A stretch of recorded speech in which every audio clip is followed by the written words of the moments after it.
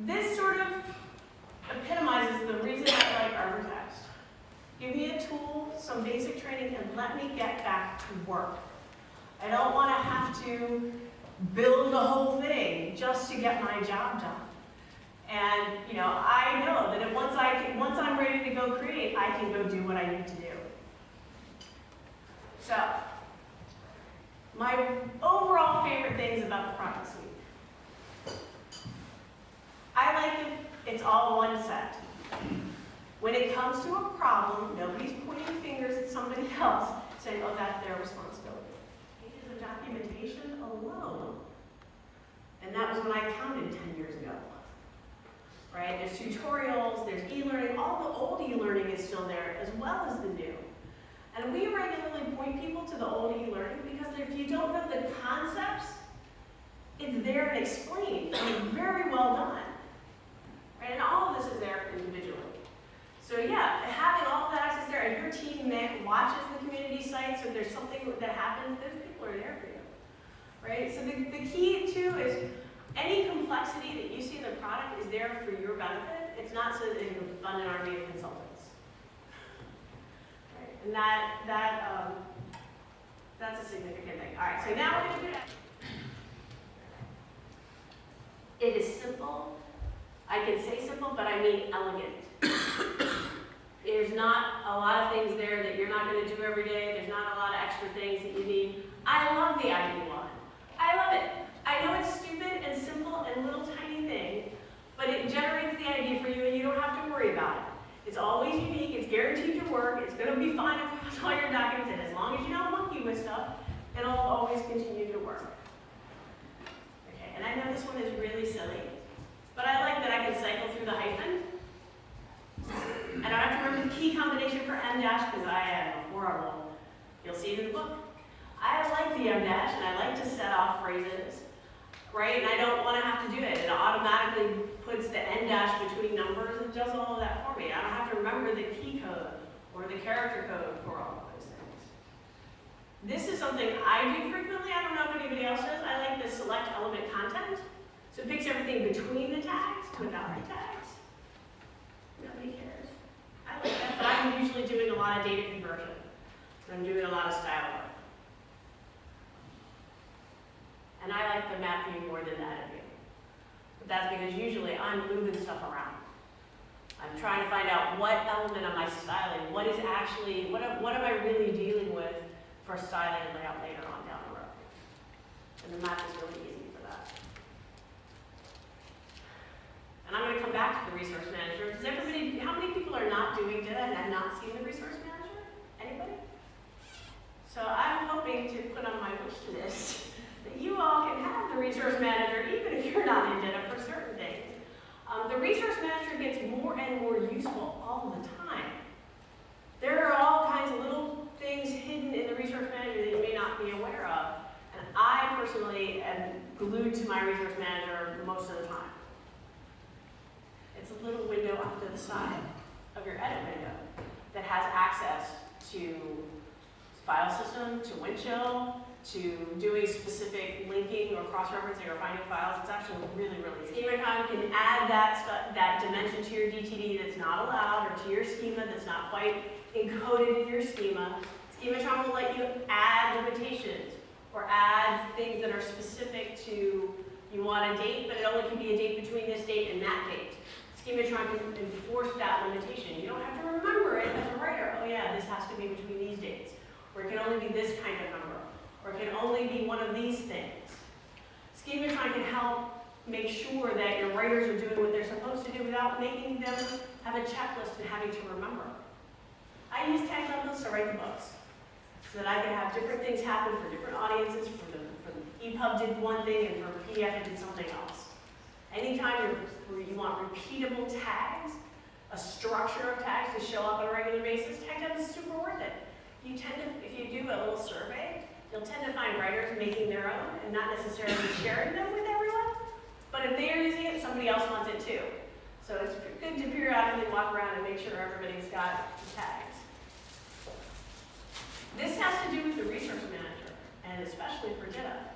If you build your tag, it'll let you build out your structure, and give you stub documents, so you can just build, and then you can go and write it all.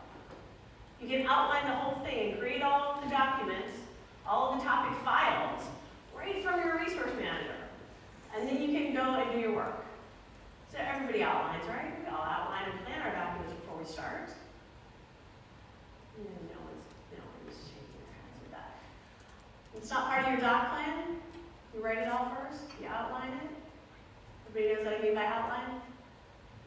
You have all the titles of all the sections and you know what you're gonna do. You all plan first, right? I like that I can build that, and then I can pretty much do anything. Every part of the UI, every part of your document, everything in that window is accessible, and you can build menus, you can build interactive ZUI controls. You can do anything you want. Doesn't mean you have to, but you can. And you can make it your own. You can move it and make it your own. Let's see if that works. I like comments inside the source, and I know that's a really silly thing to do, but you can do the insert menu and insert comment. I use that all the time because it tells me where I stopped working. I'm back later, really. Also, when you're building out structures and templates for things, you can leave instructions for people on what to do with that tag set. I don't know why it's not launching the slides.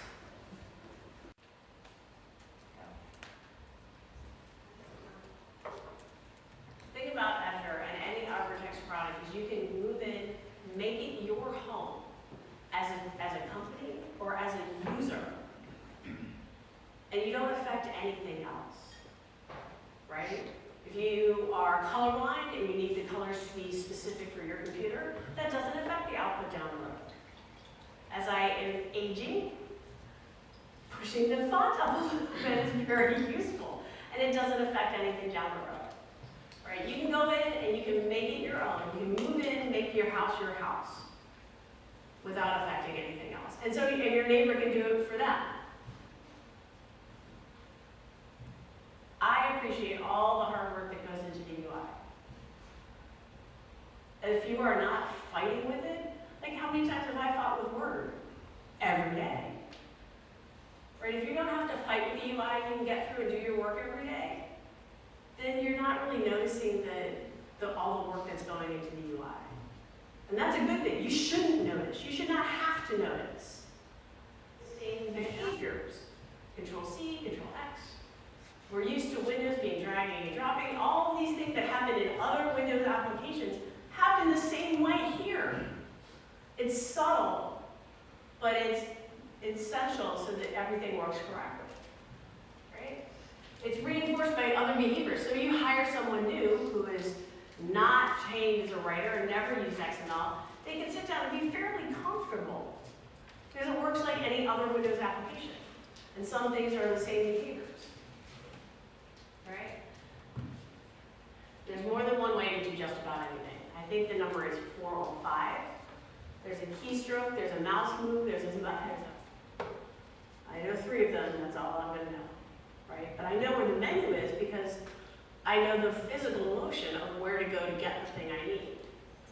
Right? So it fosters different learning and usage patterns because there's a different way to do everything. It's part of making it your own. And it's such a huge, right? You can make your own key bindings. You can fancy it up or you can leave it vanilla out of the box. Right? And you can do what's best for your individual users. And that's a huge thing. It's something that kind of we don't really all notice, and we shouldn't. And that's what makes it better. So, next, everybody knows style guide is the style you design the layout and make that, develop the layout, I should say, so that you get the output you want. And it can do any of the different ones. I like that you can do one to many, one source to many outputs, all from one place, all from one style sheet. And the thing that I like the best, you do not have to be a programmer to use it. You do not have to learn a complicated functional programming language in order to make it work.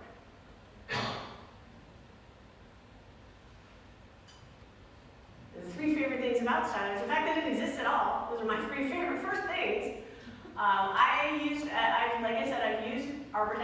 for 20 years now.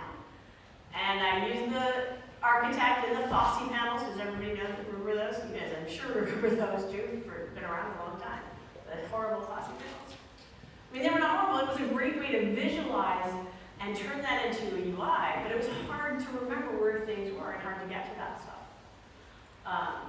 Then there was Turbo Styler, which was a good first attempt, but now it is something completely different. And it is the only visualization, like visual for layout of XML content. That's really well done. And you can go back to FrameMaker, but who wants to do that? Also, I like the APP engine. I did Fossey for a long time. APP is so much nicer. I coveted APP for years before I got to touch it. So, you know, it's still one of my favorite things that is underneath. The other thing I really like is the samples directory. Samples directory is in the install tree of every editor style installation. There are examples of all kinds of style and layout things in the sample directory. You want to make a PDF form, there's an example in there.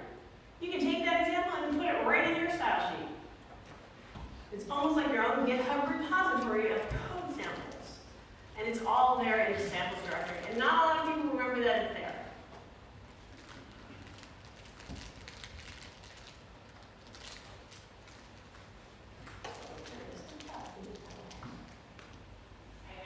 That comes with Arbortext. Arbortext in Styler has its own out-of-the-box sample style sheet. So if you have to, you can actually sit down with it, author your document, and get something out without having to make your own. The data one is a little bare out of the box, not having to do anything, right? And plus the two style sheets. If you're ever trying to learn Styler, you should look at both the docbook and the data style sheet. They do things differently in several cases. So if you want something to behave a little differently, look at the other one and see how it does it.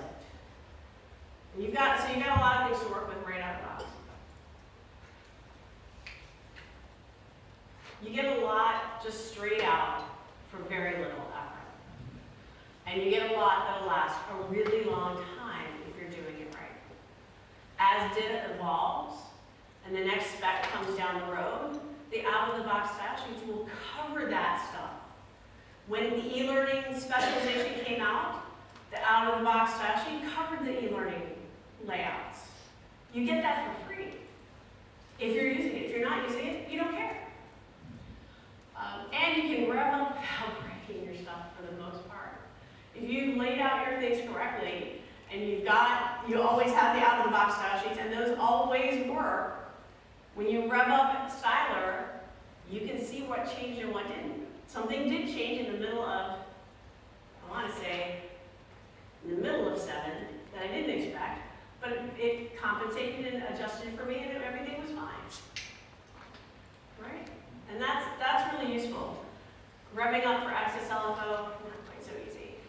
So the other thing I really love is the description panel in the middle of the Styler window. Styler window has basically 3 parts. It has the top half, which has all of the things you're working on. And there's this description window in the middle, and then there's the panel below that you set up your styling. The panel in the middle shows you if there's specialty things done to different layouts. So you can see if there's something special for PDF and something else for web and something else for in editor. But you can also, there's a little tab there, you can write comments about what you did and why you did it, because a week later you're not going to remember. So I make heavy use of that comment window to document what I was doing and why I did it. Two things that's best about Styler. If you've ever looked at the out-of-the-box div style sheet, it's made up of a bunch of smaller style sheets. You can use that same modular structure to build more style sheets on top. In 102, Arbortext 102, we do that. We design a style. I actually walk you through how to write the style sheet for the book. The style sheet I use to publish the book. That's what 102 does. And then we get to the end, and you take the style sheet you made, turn it into a module, override some behavior, and you get a brand new look. You get a lot for very little effort. And it's using XML and the properties of inheritance and hierarchy to give you the things that work well. Right? That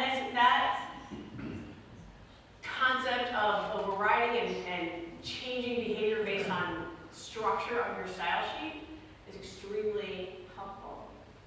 And one of the things I like the best. And going along with that are the blue, white, black indicators, which I want for the key UI.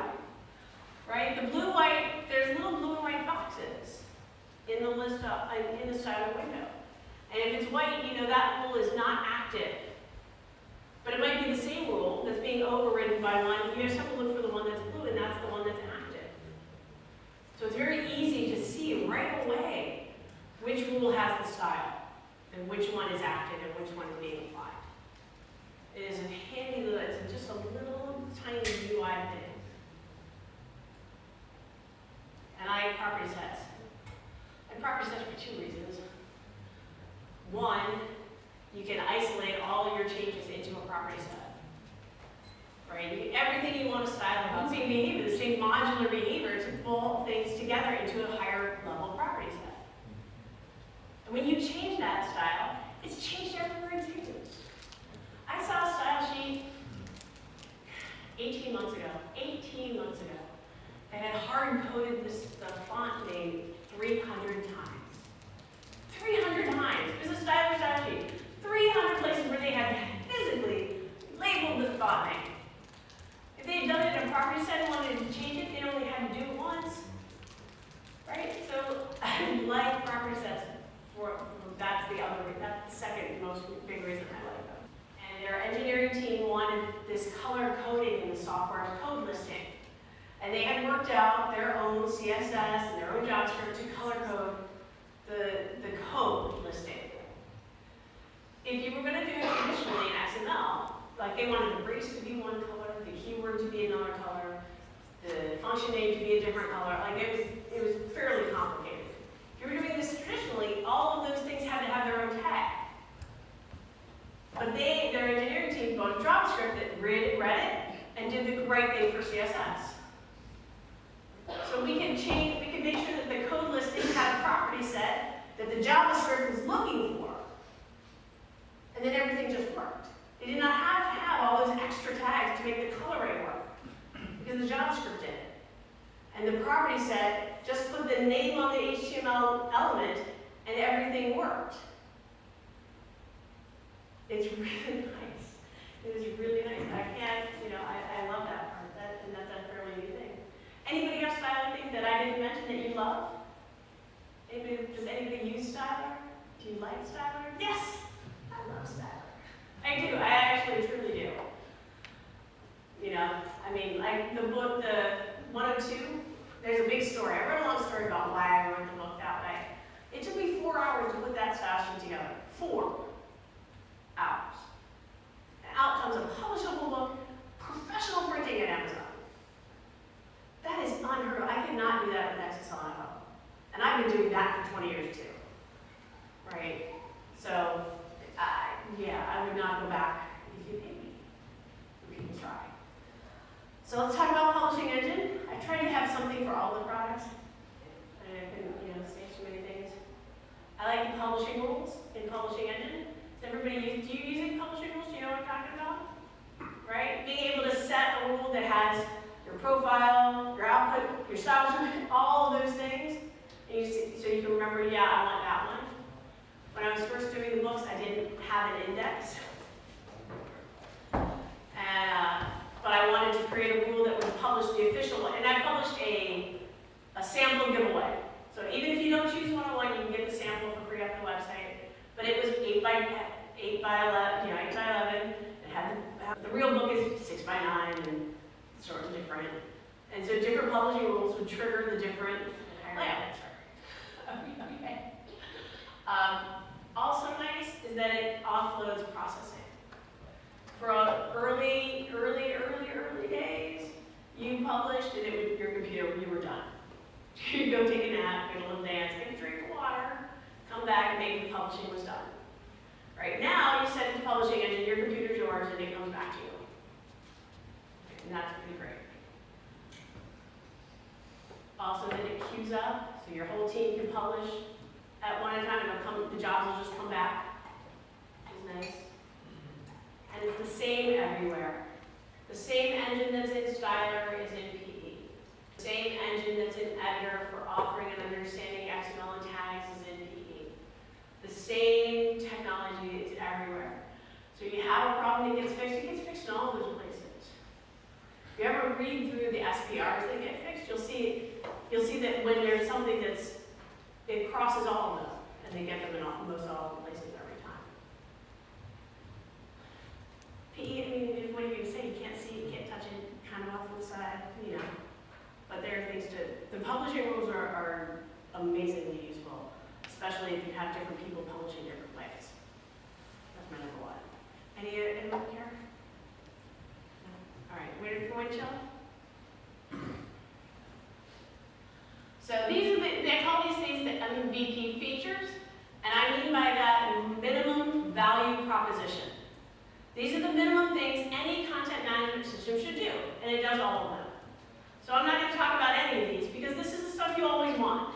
Audit trail, it can facilitate permissions, it can do metadata, it can do search, like those are things you expect from content management systems. These are not on the favorites list, but because we can't take them for granted, which I'm perfectly happy to do. Right? The workflow, the life cycling. You can life cycle just the source, or you can life cycle the deliverables. Right? It's all in how you set it up. My favorite things, I like the detail page. The detail page is so full of information. There's multiple tabs. You have to really drill into it to see things. You can change the view so that it's what you want to see on the detail page, right? I really love it. People that say, oh, I can't get this sorted. Well, let's go look at the detail page. What does it say? I like that you can configure the view to your home. It's just like Editor. You can move in, make it your home, turn this house into your home, and it can be different from somebody else's view in Windchill. And it works great. It's again that moving in theme. You want to create a publication every day, every week. Do you want them to be able to do it on demand? Usually, because the last minute I fix that thing, can we get it out right now, right? But it's more of that same thing for Editor. There's always another way to do something, right? It's always there's keystrokes or mouse. There's different ways to do Windchill, right? And you can do anything you want. Windchill is there for you to customize and make into your home. There's more than one way to organize content. There's more than one way to think about architecture for the content pieces that you're dealing with. Right? You might have marketing play with your content as well as just tech hubs. You might have the learning team, the training team doing things. And you can limit permissions on who's allowed to see that content, especially for probably true everywhere. For military documentation teams, it's not usually the whole company that can see the project, but several people. So you can limit it and make sure that it's organized in a way that works. Right? Windchill is part of this. There's more than one way to do anything, and you can move it and make it your home.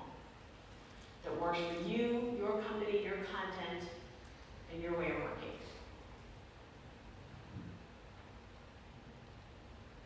And you can either create your content architecture on the inside, or you can do it not that way.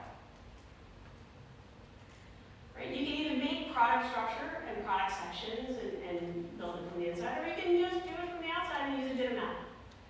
It all depends on what works for you. Always another way of doing things. Right? And it's up to you to decide based on your business needs and requirements. I have all other things. Search. So one of our partners is trying to convince me that I should not have folders at all, that I should just have search. And he almost has me sold on that. He really does. Because you can save searches, you can make the search as complicated as you want. You want to see all of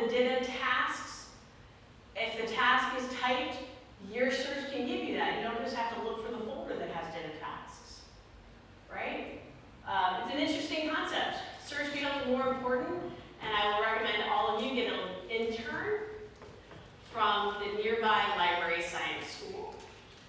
Library scientists are the ones who do architecture and search and filtering and all of those things, all of those keywords. That's what they do. Get an intern to help you figure that stuff out and make your search more effective. You can have saved search, you can do full text search, you can do metadata search. You can add metadata to your detail page and then make it searchable, right? And particularly important for graphics. Hard to search a binary and get valuable data out of it. But adding metadata to your graphic object that is stored on your detail page makes it easy to find, right? And you want to think about search in terms of your people, not your customers.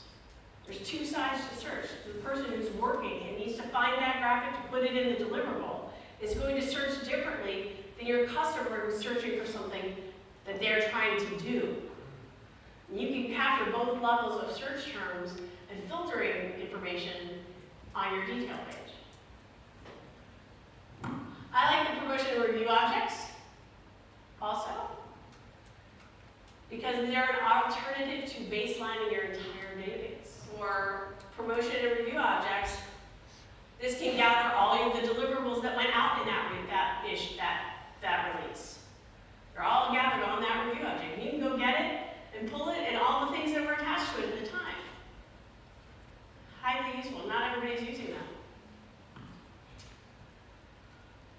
Workspaces, as many as you want. You can throw them away. Workspaces are not permanent. They're not your only one.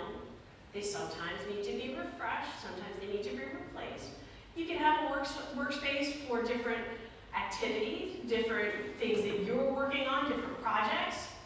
Even if you have something that, say you're working on the firewall sandwich, which means you have to touch 20 different topics across 3 different deliverables. You can make a workspace that sort of keeps all that stuff together. You can use it when you want it and get rid of it when you don't. Workspaces can be throwaway things. And I love that you can put your burst rules and your zip file custom directory right inside Windchill. That is really, really nice. Because you don't have to distribute it on everybody's desktop. From an IT perspective, that makes managing your environment a whole lot easier. And that's really handy. Don't forget, it'll store whatever you want. Got a video, got an audio file, whatever, it'll store those. It doesn't care. Right.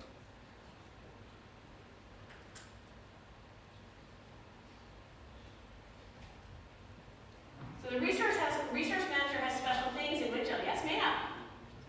Oh, 5 minutes. Okay, good. Well, I'm almost done. I only have a wish list left. That's 5. Right? They don't even know what's on my wish list. It'll be a surprise for everyone. From the resource manager, you can browse into Windchill, right? And you can do this either in the little pane in the editor window, or in the pop-up object browser, or in the web browser. And you can check it into your workspace and get access to it from any one of those places. I love the resource manager because it makes the workspace even more valuable. Because it shows you when you open up the object browser or the resource manager, your workspace is at the top. So you can just pick the files that you've already checked out right out of there. You don't have to go searching through the database to go find it, go searching around or using the search function or browsing all the way deep in. And if you've checked it out to your workspace, it's right there for you to access. Just super great. Right? You can use either one of those, and both browsers have search. God, our object browser has the same search that Windows has, although the one in the browser is the premier search one. Maybe you can do all kinds of stuff in there and save that. Here's our wish list. I want Resource Manager for everyone. Even if it isn't creating new topics, but being able to reach in and pull a file that you're working on, that is checked out to your workspace and be working on it whether you're in MilSpec or Document, that's really useful. And being able to find the graphics easy and insert them, super great. I would love that. And link and image tools especially, I don't care about the rest.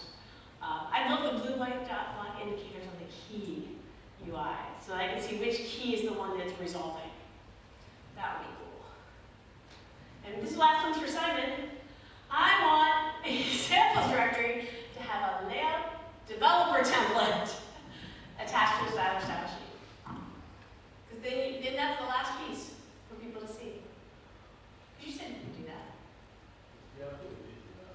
I couldn't find it. So maybe I can't find it, and that's okay. But that's what it is that I want to have. There we go. All right, don't forget, you can pick either one on each side. Find one of the single sourcing folks, and we'll give you a code for the EPUB. And that's it. Find me on LinkedIn.